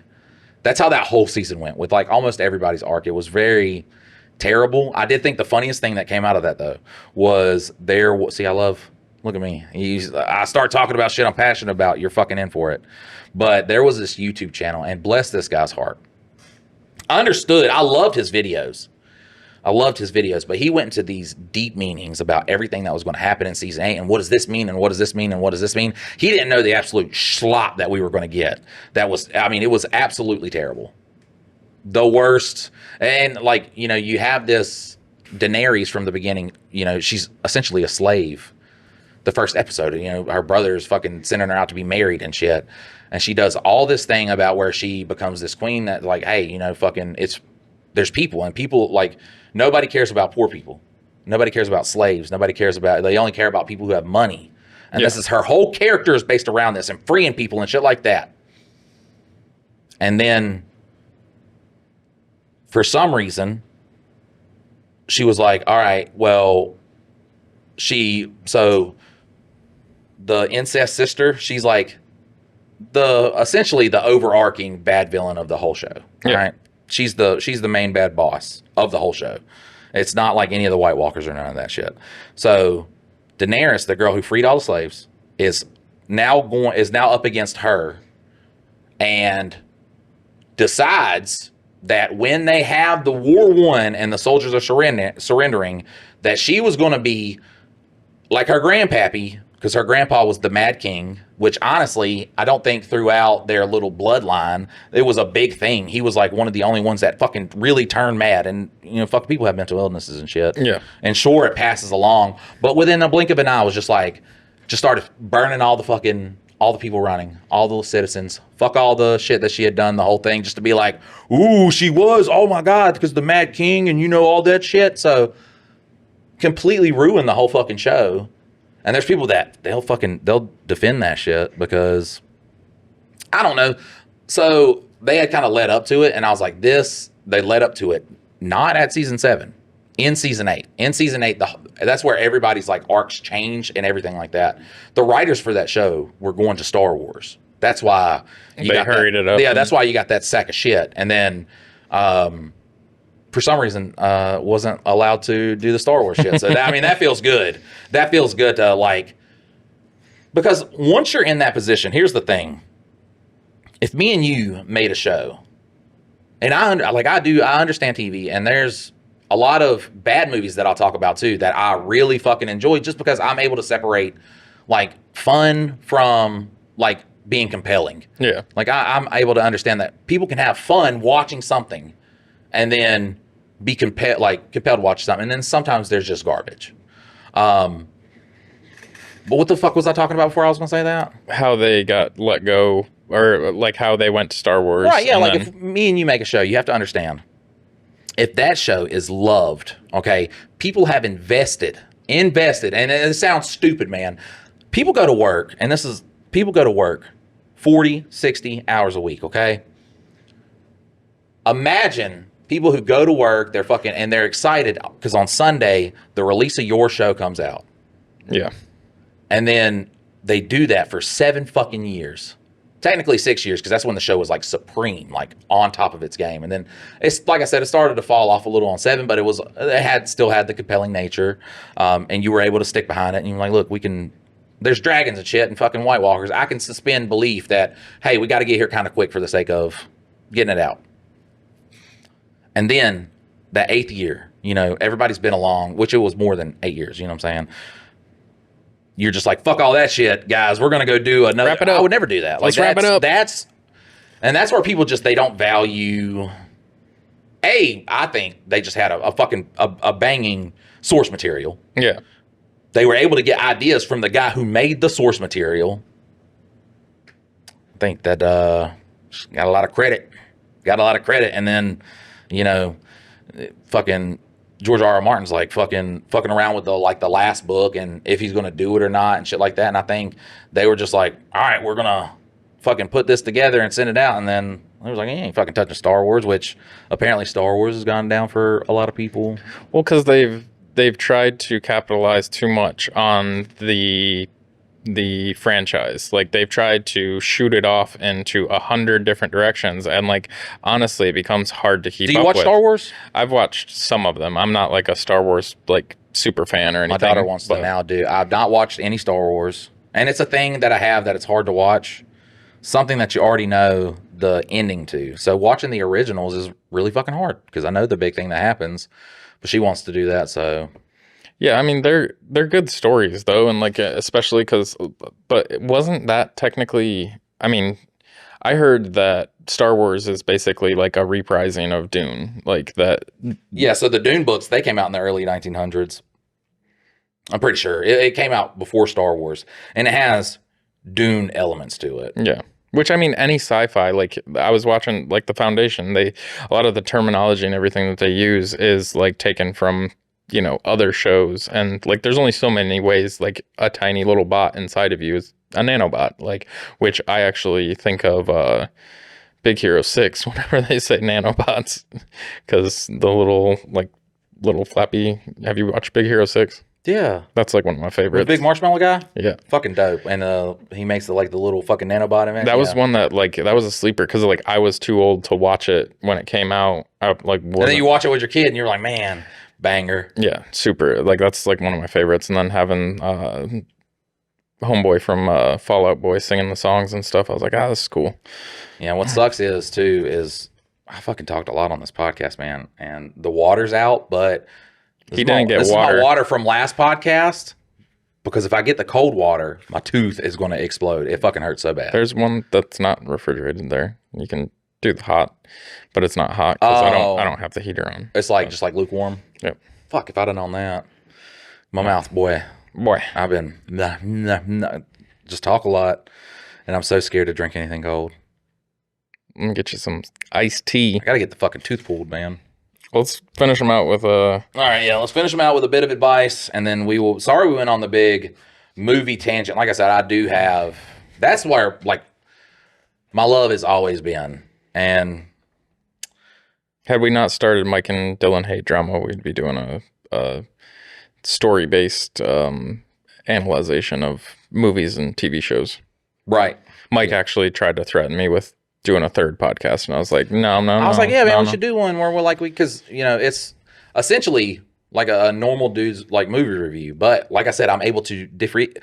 That's the problem with Rotten Tomatoes is once you hand everybody the keys to the castle, it becomes diluted, and then people start putting their bias on it. Yeah, like their bias. If something is made, like Dave Chappelle stand up when he got the 0 on Rotten Tomatoes. How the fuck is 0%? It's just it's impossible with him. He is most people's definition of a goat. But it's the same thing though too. Is if someone when they cast the Black Little Mermaid or whatever, if the other side doesn't like that, doesn't matter how good the movie is, they're gonna be like, "Yeah, I didn't like it." They're not even gonna watch it. And I just think it's to an extent it's dumb. To an extent, it is Hollywood 100% being like, well, we're being inclusive right now, so get all the black people to the fucking theaters because we need all that fucking juicy black people money or gay people money, whatever group is hurting right now. Okay, we want your money. Well, and the thing is if it wasn't inclusive for the sake of inclusivity, and change, I have no problem with a Black Little Mermaid. The thing is though, is if everything you're putting out has to have a gay couple, a transgender person. That's what I'm saying too. No show is really based on reality because we have to have everybody from a walk of life. Nothing no show has a cast that resembles Community. Yeah. Stranger Things does. It resembles Community. When you see a whole group of people, okay, Will might be gay. Yeah. Will that ruin the show? No, everybody grew up with a guy who either turned out to be gay or we're all just I can't believe he's with a woman still. Yeah. Every single person. They have Lucas, who is a black guy. That's a typical fucking neighborhood. Yeah. It's a typical fucking neighborhood where you have everybody from all walks of life and they all have to have their whatever drama is associated with their walk of life. That's when shit starts to become convoluted. But people like that. Some people do like that.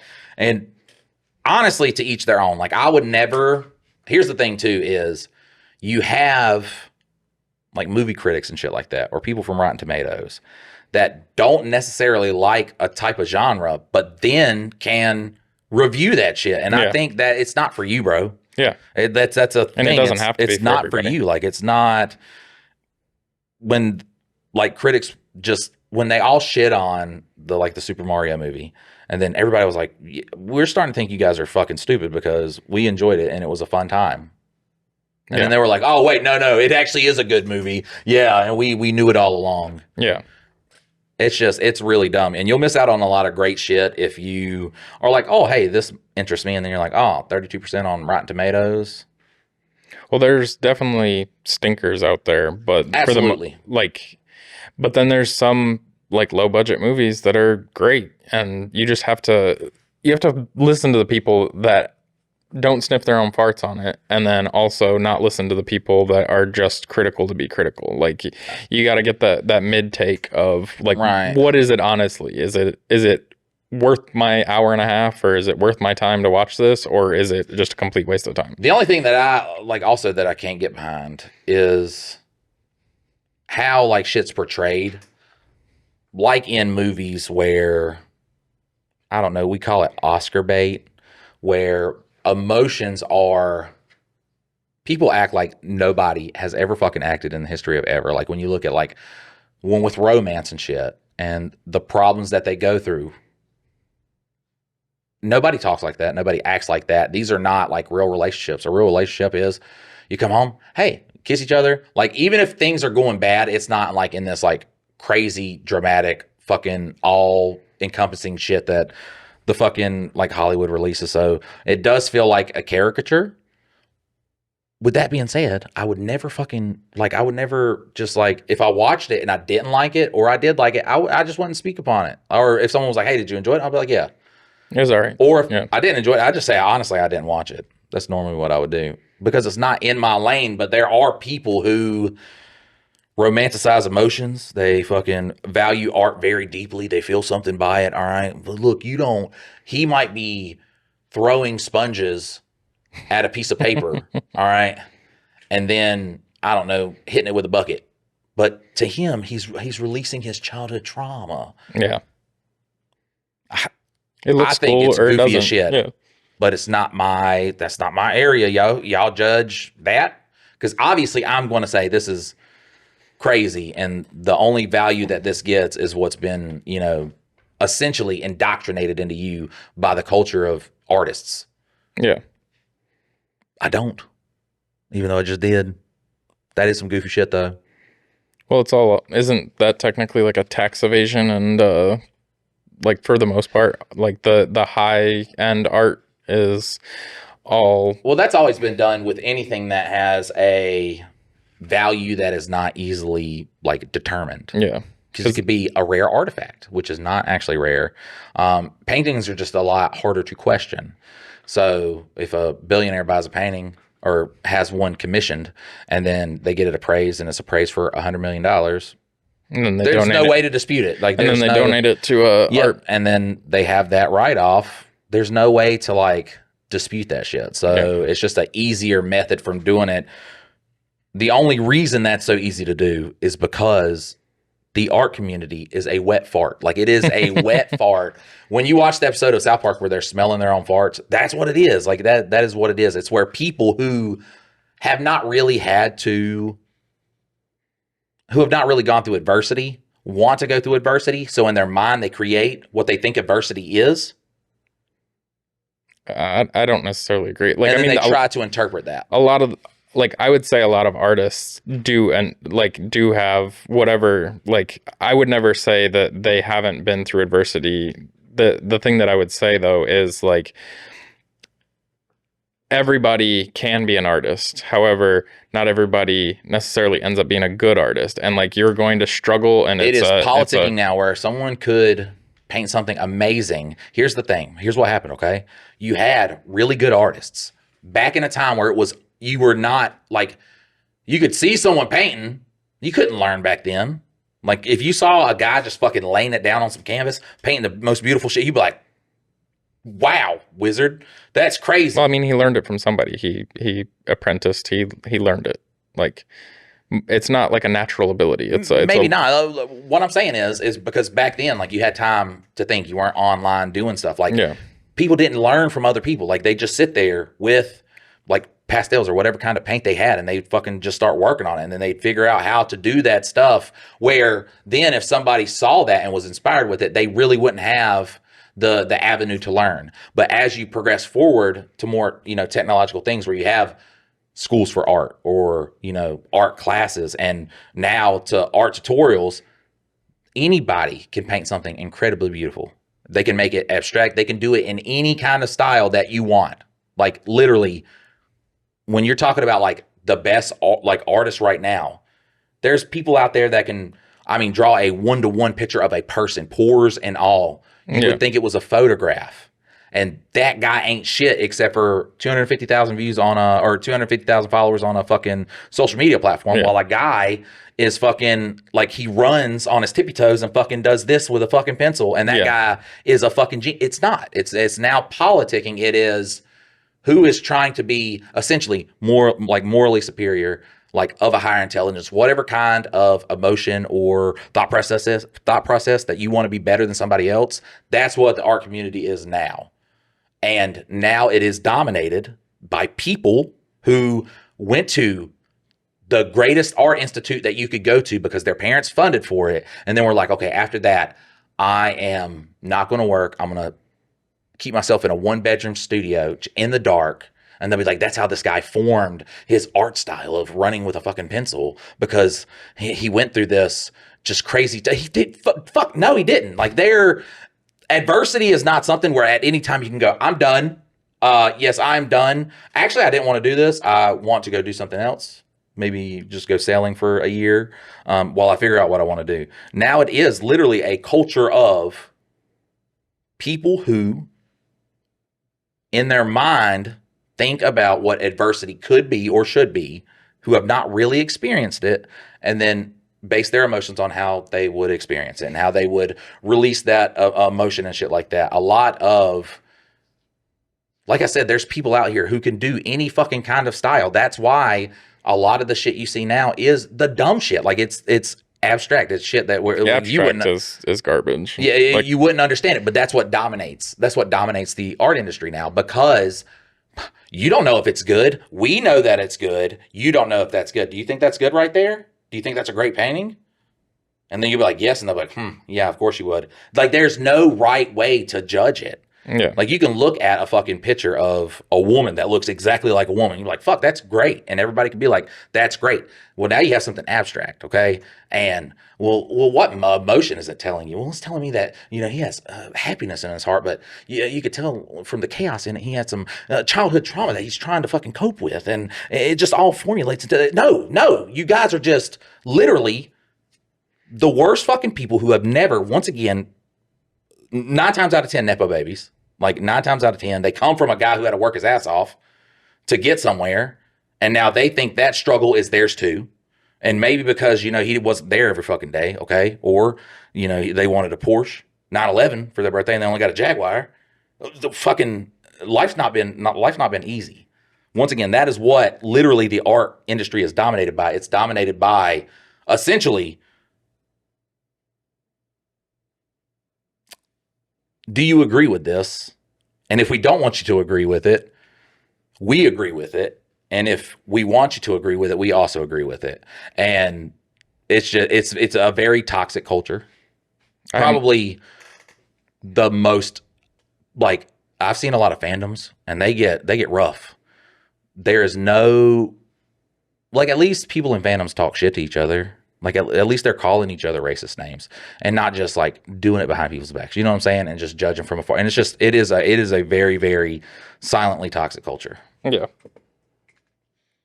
Is your butt ringing? Mm-hmm. Man. How long have we been in this? Once that goes away, probably about an hour and a half. God damn. Let's finish it out. Strong. Listen, like I said, you get me into movies. I didn't know you were an artist though. But it's not that though. It's, you see people who are fucking talented get shit on just because. And here's the thing. It's who you know, and that's it goes like back with to anything, what I said though. When everybody is super, nobody is. Like, that's the fucking thing, man. And now people have resources to where they can be great. Like, people can fucking draw, they can do their art in whatever style. And now that you don't have a hierarchy, you now have to make up that hierarchy. That's what abstract is. And anybody that says you don't understand it, you're right. You don't understand it because you're a normal thinking person who is like, that's fucking stupid that he is using his armpit hair that he rips out and then he drags it along a piece of paper. I mean, you can find art. Like, that's the big thing with my interpretation of art. I don't have respect necessarily for a abstract artist, but if it looks cool, it looks cool. If it would look cool in your living room or your fucking studio, wherever the fuck you're gonna put it, then cool, have it. But like, my thing is though, is like with art in any form, with comedy, with music, with doing like painting and stuff like that, it's like how committed to it are you? Right. And once you're so committed to it, like for one thing, like once you start, yes, technically you can take that mantle as like, I'm an artist, but it's the people that make it the longest are typically the ones that are successful, except for the nepotism part of it. Like those people, I'm sorry, but like, I don't think that they probably feel good about it. They're like, fuck. Like my dad, the only reason I'm doing this is because my dad paid to let me, go to the art school, go do all this stuff. And they probably do sniff their own farts and like are that person. But I think for like the average person that gets into art, the average person that like plays music, the average person that wants to do comedy, make movies, all that stuff, it's keep doing. And eventually you get somewhere if that's actually your passion. And so like, I just don't want to like, the only thing that I have to say against your art thing is that like, I'm not in New York City. I don't go to these like galleries and all this stuff, but like for the general public, like it's kind of, you're putting it all in this one big box rather than looking at like the smaller artists that are, locally famous or doing things that starve while the industry is dominated by people who smell their own farts. Well, I mean, that's where we're at right now with this podcast right here is there's 100,000 celebrities that don't make movies anymore that have a podcast. And so like, they're the ones getting, $100,000 an episode, and we're not. Like, so it's but all general. Thing, though, like someone can listen to this and they be like, these guys have rambled about movies and art for like 45 minutes now. Trash. Someone can hear that. They can actually like formulate an opinion. Anybody who watches a movie, who hears like you can hear a really good underground rapper. Like you can hear a really good, underground rock band and be like, these guys are good. And then other people hear it and be like, yeah, they are good. Like you can formulate an opinion. But if you look at something, okay, and that something doesn't resemble anything, it doesn't matter. Once again, you understand, like from a very, it doesn't matter who you are, from a very simplistic point of view, you can understand what art is good, like what is visually pleasing. Like look at Starry Nights, where it's not even. Yeah. You could be like a child drew that. You know what I'm saying? And it looks good. Like it has like emotion to it and shit like that. Like where abstract used to be, where it wasn't like a guy running around with a pencil and stuff like that. It would actually be like have symbolism. There's some intention. Like it would have symbolism in it and shit like that, where it doesn't have it anymore. And they base that like on the person and what you see in it. That's the only thing that does it. Well, and that's just trends though. Like, I mean, that's the thing is like, that's a trend. And like, if people like it, like I hate it's been a 10-year trend though. But I hate pop music. Like I cannot stand pop music. Like I can't stand it, whether it's country, fucking regular pop, like pop hip hop. Like I don't like anything that is like, here's this package that's been given to you. But like for the masses, like they think it's the greatest thing in the world. And like, but it doesn't take anything away from somebody that is kind of more underground, that there's a pop artist that exists. And like really ultimately, like these big artists that are doing shit, abstract art, like they're just the pop artist right now, and like it will be a fad and it will fall and like something else will come in its place. But like popular culture does that like through and through. But and you can music they need that catchy beat. They need that thing that does get people. It doesn't matter. You can look at pop music and be like, I do not like this. But when everybody else likes it, then essentially it's good music. Like if the majority of people like something, and just because it was tailor-made for them to like, doesn't mean that it's bad just because you don't like it and it's not your style of music. That's what I'm getting at though. With the art, correct. I understand that point of view, okay? Look at even, I'm talking about like underground rappers like, Hobson back in the day and all these other people that weren't signed to like major labels and stuff like that. They're able to become somebody because people can listen to that and they be like, I fuck with this. Where art doesn't have that. Art is gate kept. It literally is gate kept. Like I don't know enough from like, cause I've never been like, I've been to art galleries. Like my wife is an artist. Like I've seen it all go down, but like, I mean, there's awesome people like my buddy who does, murals. He's awesome. Shit, yeah. He's awesome. And then there's another mural artist that I know through friends and everything. And like, the one guy, he's got a regular day job, and the other guy goes around and paints like $5,000 to $15,000 murals, if not more. Like, I don't know what he charges for them. Right. But like, it's not to take away from either one of them, but like, I guess I see your point. Like, okay, I get what you're saying. Is that because that shit, and I don't know if it is picked on, because I've seen a lot of like people who talk about it, promote it. It is like the mainstream pop music, Yes. and where I'm like, oh, that's fucking ridiculous. I am not in the art community, so I don't see what the other people are doing, because that is a very good point about the guy with the. It took me a long time to fucking get around it. Normally, I'm a lot quicker with like the common sense. And it's just more so like I hate when we group everybody together for anything. Like, and all I'm saying is like, I'm not in LA or New York or Paris or wherever the fuck they do like all the I just super think high. like once things are left more up to interpretation, that's where shit gets like toxic and shit gets cake-kept. Well, and people politicking becomes a lot easier. My wife got into one of the abstract art, like I think it's like alcohol inks. She did that because like she saw this other girl that was super successful on like Instagram. She'd make these alcohol inks. That's gonna be next episode. She'd make the alcohol ink paintings and stuff, and so my wife saw that was really successful, so she started doing it. And she stopped doing it because there was no emotion to it. Like, she was making stuff and it looked cool. It was all right. But like, it wasn't a style she fucked with. Well, it wasn't like there was no like outlet to it. Like, she didn't feel like she accomplished something after she put 5 different colors on a piece of paper. Some people, they don't give a shit about like the feeling or anything. They just want to sell as much as possible. And those are the people that I'm guessing are like kind of what you're seeing is like some guy who's like, I fart paint out of my butt. And like, then other people make it into something. But like, it's once again, it's a fad, it's a trend. And I think overall, like, all I wanted to get at was like that you had mentioned something about like them trying to find their adversity and stuff like that. But like, for the main bulk of artists, most of them probably have actual adversity. They're just not famous and I'm like thinking being about the ones shown. Because we got onto it about the rich people appraising the art. Yeah. And that, like I said, that community is there because of the affluent community, once again, that does gatekeep art. They give value to artists. Yeah. Now, there's not a painting. You could paint the most beautiful fucking thing anybody's ever seen. And if they're like, wow, really? There's no emotion. Yeah, there's no emotion. I don't know what you were thinking. I mean, I see the mountains and I mean, it looks great, but what was your inspiration? I just don't see, the colors just don't speak to me. Shut the fuck up. Like, that's what I said though. With music, with the guys that do the murals on the side of a building, okay? Mm-hmm. That's also different because if I'm like, hey, I want something on the side of my building. Do I want this guy fucking... No, because I could do that. I could fucking send my kid out there to do that. Yeah.